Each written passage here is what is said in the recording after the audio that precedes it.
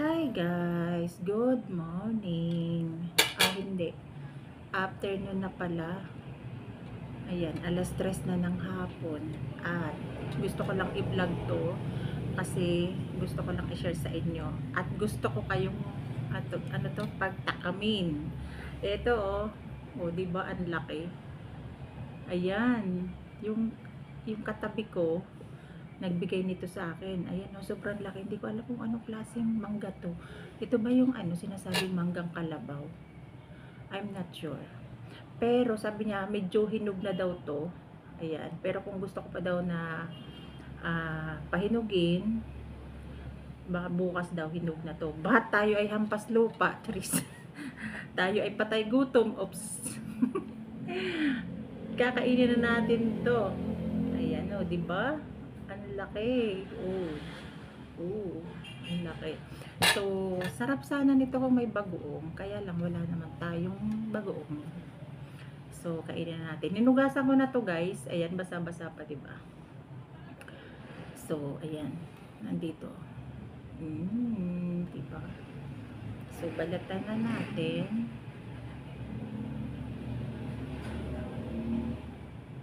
Nanonood ako ng TV, ayun. Kaya lang nakamute. Kasi may ingayan kayo. Ay, hinog na! Oh my God. Ooh, diba? Ang sarap. Look at this. Oh my God.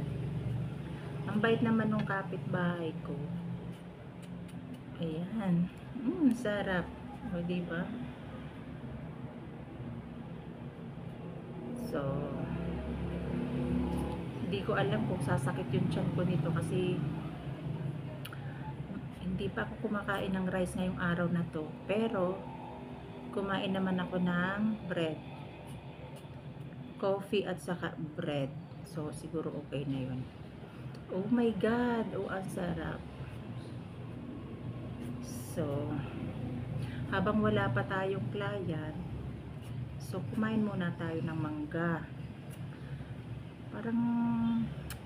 Parang naiisip ko talaga yung bagoong. Parang ang sarap ng bagoong dito. Pero siguro pag ganito na, 'di ba?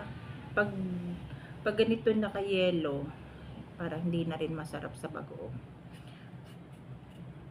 Pero ayan. Di ko pa sana to kakainin kasi gusto kong pahinugin pa. Kaso nga, naglalaway na ako, my God. So, tikman na natin. Sana hindi siya maasim, no?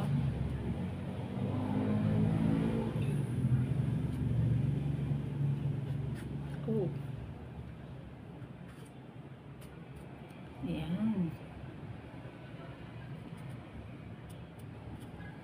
Oh my God. Ang sarap. Ayan. See? Uy, malinis na yung kamay ko. Kaya lang, di ba may itim-itim ako dyan. Ayan Kasi hindi dumi yan na. Ay, dumi. Pero ayaw niyang matanggal. Kasi nga, ba tawag doon? Yung glow sa eyelashes. Ayan, kasi naglagay ako ng eyelashes. Ayan, so, hindi na siya matanggal. So, ngayon, my God, ang sarap. Kita nyo ba yan, guys? Ang juicy niya, guys. So, see? Kain tayo. So, ayan. Tatakot ako dun sa kutsilyo kasi sobrang matalas siya. Ayan. So, ayan. Kain po.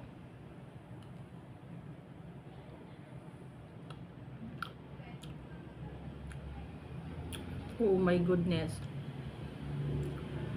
So sweet. Ang tamis.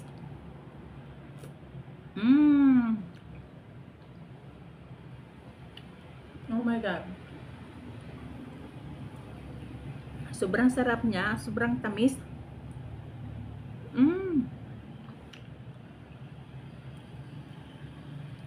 Ang tamis. Diyan na kaya to binili? Ayan, ang laki.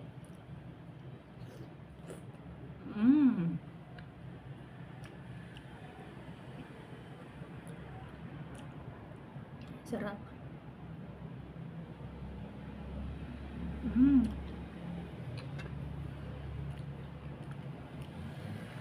As in, wala siyang kaasim-asim, guys. As in, wala siyang kaasim-asim. Hindi na nga to masarap sa ano. Saan yan? Sa bagoong.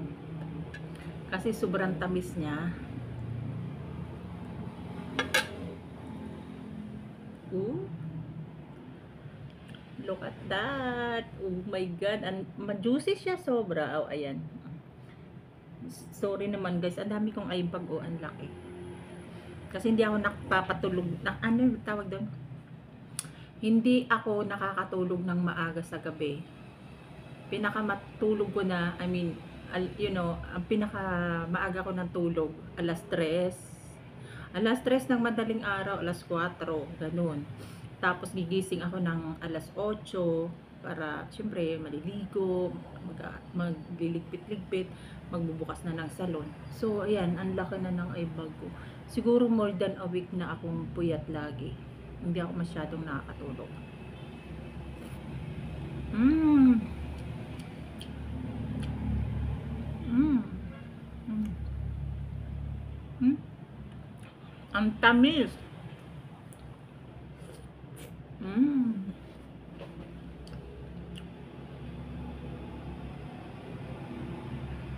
Ang tamis. Mm. Mm. Tapos buto. Siyempre, kakainin pa rin natin.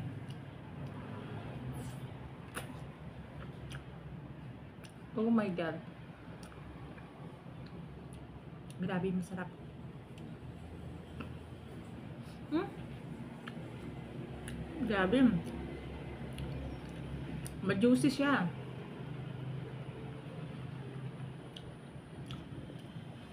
Hindi ko alam kung anong tawag nito, guys. Kung anong pangalan nito. Kung alam niyo naman, paki-comment naman po para malaman ko kung anong klaseng mangga to.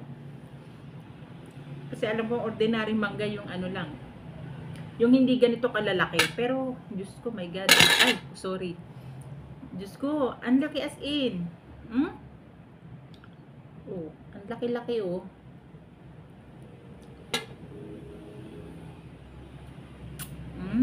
Sarap.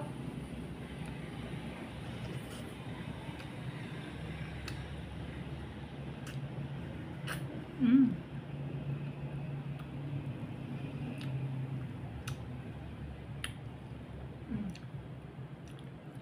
Hindi ko na hindi ko naiintindihan, pinapan ko nakamute kasi.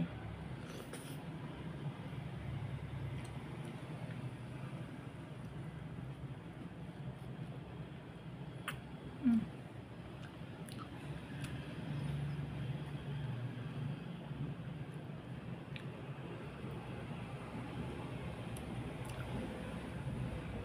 Oh my God, ang tamis.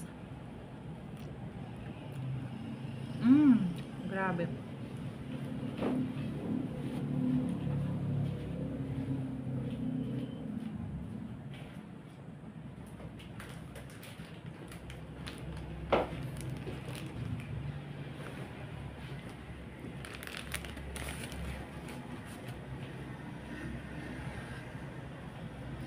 So, parang nabitin ako.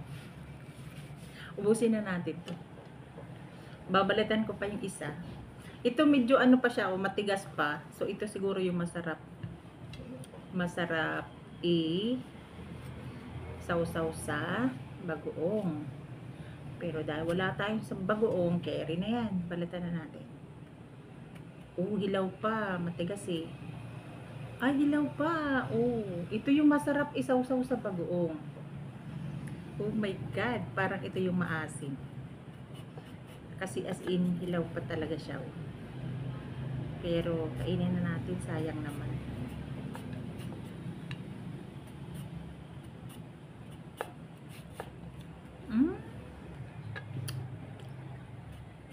Pakiwari ko, maasim talaga to, guys. Hindi ko alam. Try natin.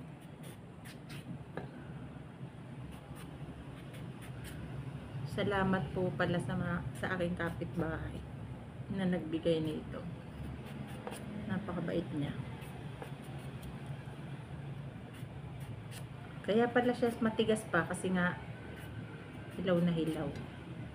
As in hilaw na hilaw o wala siyang yellow. So, yeah. Dahil nabalatan ko na, kakainin natin. Sana wag lang sumakit talaga yung tiyan ko. Maghapon di pa ako kumakain ng rice, tinapay lang. Oh, nasabi ko na pala yun. So, wish ko lang. So, ayan. Diyos ko, try ko nga muna ng maliit. Ako kinakabahan kasi baka maasim. Ayan guys, oh.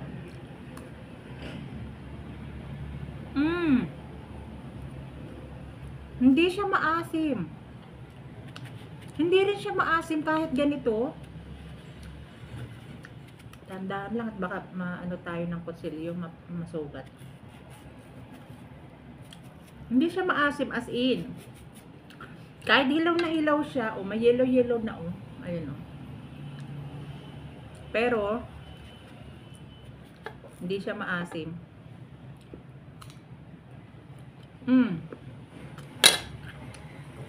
Hindi ko alam kung anong klaseng mangga to. O ito ba yung sinasabing manggang kalabaw? Pero ang alam ko sa manggang kalabaw, pag ganito pa siya, maasim pa siya. Sobrang asim niya. Pero to hindi. Malutong pa siya.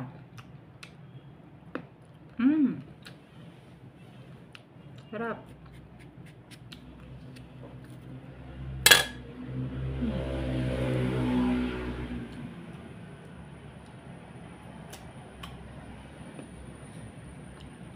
Sarap. Ito talaga yung tamang-tama sa bagoong.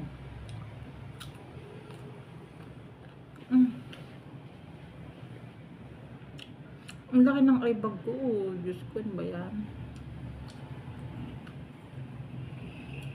Nung nakaraan linggo, kasi nga hindi ako nakakatulog alas 3 ng umaga, 4 in the morning, gising pa ako.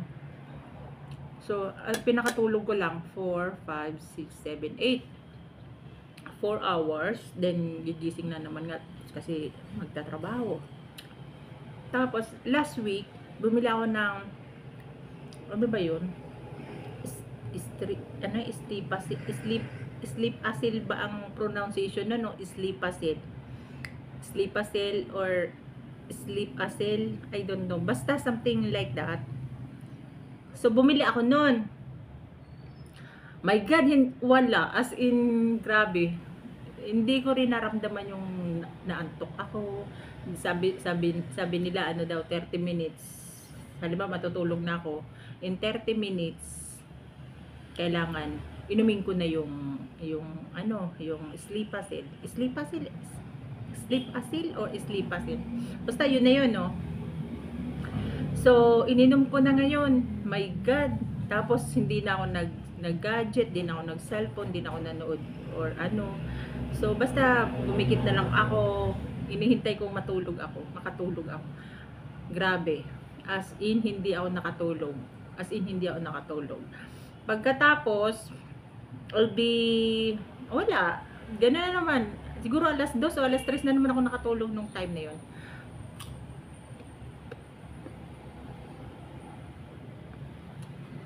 Then, the next day, sabi ko, try ko nga dalawa yung inumin ko. Dalawa yung ininom ko. Ayun, siguro, sa awa naman ng Diyos, nakatulog ako ng maaga-aga, mga alauna yata yun ng madaling araw. Okay na rin, kasi nagigising naman ako ng 8. Nauna pa ako sa alarm ko. Ang alarm ko is 8:30 ng umaga. Nauuna pa akong magising sa alarm ko. So, 8 ako nung nagising time na yun. So, parang ang ganda ng pakiramdam ko. Alam mo yun, yung parang ang gaan.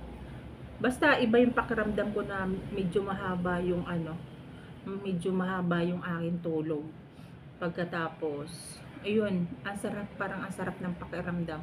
Then, gano'n na naman, araw-araw na naman akong puyat. Kaya, yung aking eye bag, ang laki-laki.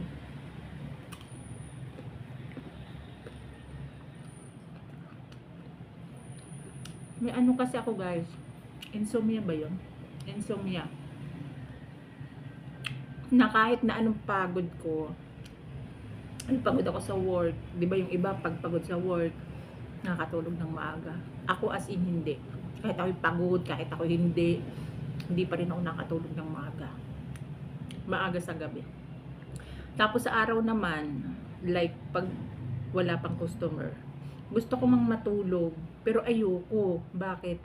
Kasi, once na nakatulog ako, tapos biglang may pumasok na client, or I mean, biglang may nag-doorbell na client, so mabibigla yung gising ko.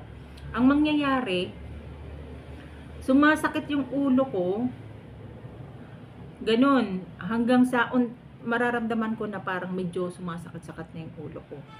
Tapos pag hindi ako nakainom ng gamot para sa sakit ng ulo, like Biogesic or basta anything paracetamol, at hinayaan ko lang, lumalala siya. Ang tendency, ayun, yung nagsusuka ako, talagang nagsusuka ako sa sakit ng ulo. Hanggang sa yun, hindi na makakapagtrabaho ng maayos. So kahit na anong puyat ko, hindi ako natutulog sa araw. Kasi nga, alam ko pag anytime na darating yung client, tapos magigising ako. Kasi syempre, magdo-doorbell sila kasi nilalako itong door. So magdo-doorbell sila. Bigla akong magigising. Yun, Diyos ko po. Ayoko talaga nang maulit yun na minsan nangyari yun sa akin. Na bigla akong nagising. Tapos sobrang sakit ng ulo ko. Tapos yung client na gagawin ko pa nung time na yun is riban. So ang tagal-tagal nun, 'di ba? Ang tagal ng oras pag riban kasi. So yun, the whole time na nagri-riban ako, talagang so sakit ng ulo ko. Tapos dagdag pa yung amoy ng gamot, lalong dumagdag yung sakit ng ulo ko. Tapos hanggang sa hindi ako nagpapahalata sa client ko na masama na yung pakiramdam ko. Napaka-professional ko kasi sa trabaho. So, kahit masakit na yung ulo ko, talagang patuloy pa rin ako nagtatrabaho. Pagkatapos, yung naramdaman kong, alam mo na yun, yung parang nasusuka na ako, punta na ako sa CR.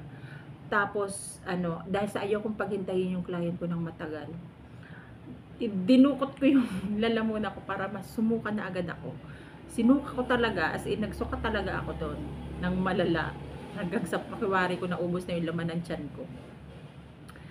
Tapos yun, naghilamos ako, nag-toothbrush ako, tapos binuhusan ko yung ulo ko, nagbuhos ako ng water sa ulo ko para kahit pa paano maibsan yung sakit ng ulo.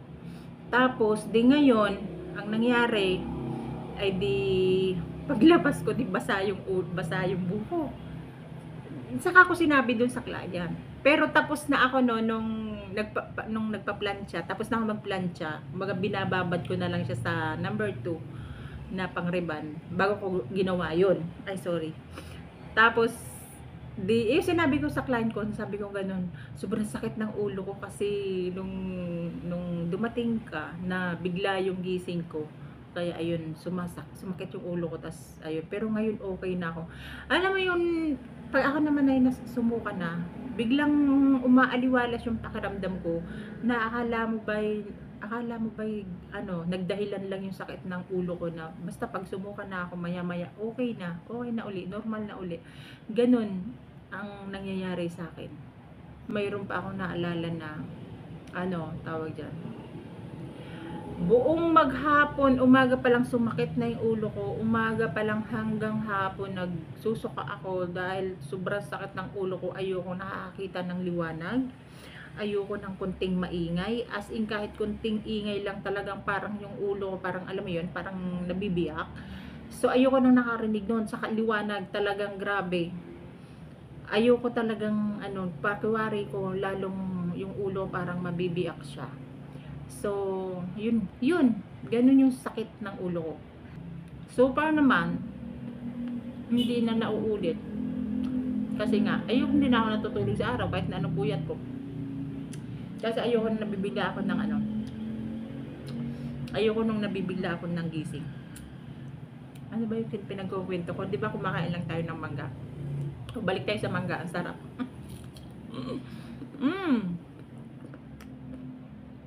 Grabe. Parang hindi ko na kaya ubusin. Kalahati lang. So, hanggang dito na lang ang ating vlog. Please, kung nagustuhan niyo po ang aking video, paki-like and subscribe naman po ang ating channel. Paki-hit na rin po yung notification bell para po ma-update po kayo sa mga video na aking i-upload pa na bago. Ngayon sisikapin ko po na makapag-vlog, makagawa ng video. Kasi 4 months akong hindi nakapag-vlog. Sobrang busy ko. So, ayan. So, yeah. Ang sarap ng mangga. Kala ko sobrang asim niya, pero hindi. Hindi pala siya maasim.